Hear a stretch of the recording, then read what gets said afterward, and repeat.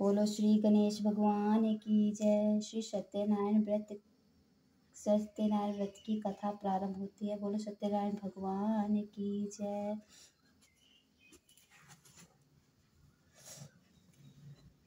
श्री सत्यनारायण व्रत कथा।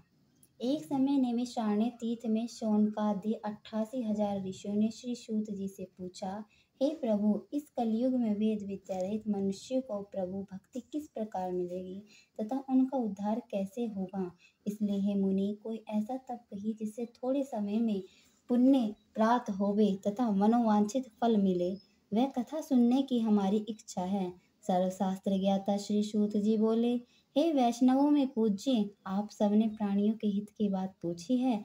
अब मैं उस श्रेष्ठ व्रत को आप लोगों से कहूँगा जिस व्रत को नारद जी ने लक्ष्मी नारायण से पूछा था और लक्ष्मीपति ने मुनि श्रेष्ठ नारद से कहा था। सो ध्यान से सुनो। एक समय योगी राज नारद जी दूसरों के हित की इच्छा से अनेक लोकों में घूमते हुए मृत्यु लोक में आ पहुँचे। यहाँ अनेक योनियों में जन्मे हुए प्राय सभी मनुष्यों को अपने कर्मों द्वारा अनेक दुखों से पीड़ित देखकर सोचा, किस यत्न के कारण से निश्चय ही प्राणियों के दुखों का नाश हो सकेगा। ऐसा मन में सोचकर विष्णु लोक को गए। वहां श्वेत वर्ण और 4 भुजाओं वाले देवों के ईश नारायण को देखकर, जिनके हाथ में शंख चक्र गदा पद्म थे तथा वरमाला पहने हुए थे, स्तुति करने लगे।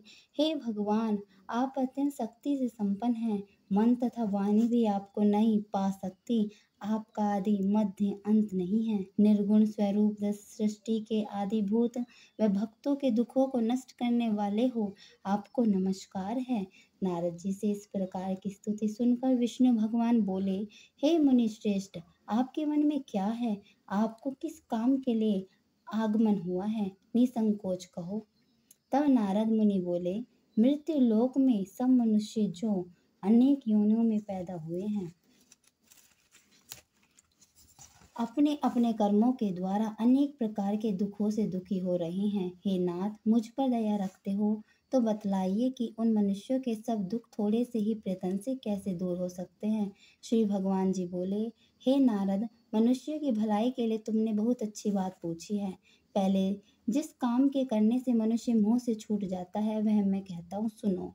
बहुत पुण्य देने वाला स्वर्ग तथा मृत्यु लोक दोनों में दुर्लभ एक उत्तम व्रत है। आज मैं प्रेम बस होकर तुमसे कहता हूँ, सत्यनारायण का यह व्रत अच्छी तरह विधि पूर्वक करके मनुष्य आयु पर्यंत यहाँ सुख भोग कर मरने पर मोक्ष को प्राप्त होता है। श्री भगवान के वचन सुनकर नारद जी मुनि बोले कि उस व्रत का फल क्या है, क्या विधान है और किसने यह व्रत किया है और किस दिन यह व्रत करना चाहिए, विस्तार से कहिए। भगवान बोले, दुख शोक आदि को दूर करने वाला, धन धान्य को बढ़ाने वाला, सौभाग्य तथा संतान को देने वाला, यह व्रत सब स्थानों पर विजय करने वाला है। भक्ति संतान को देने वाला, यह व्रत सब स्थानों पर विजय करने वाला है। भक्ति और श्रद्धा के साथ किसी भी दिन मनुष्य श्री सत्यनारायण की प्रातः काल के समय ब्राह्मणों और बंधुओं के साथ धर्मपरायण होकर पूजा करे। भक्ति भाव से नैवेद्य केले का फल, घी, दूध और गेहूं का चूर्ण सेवाया लेवे।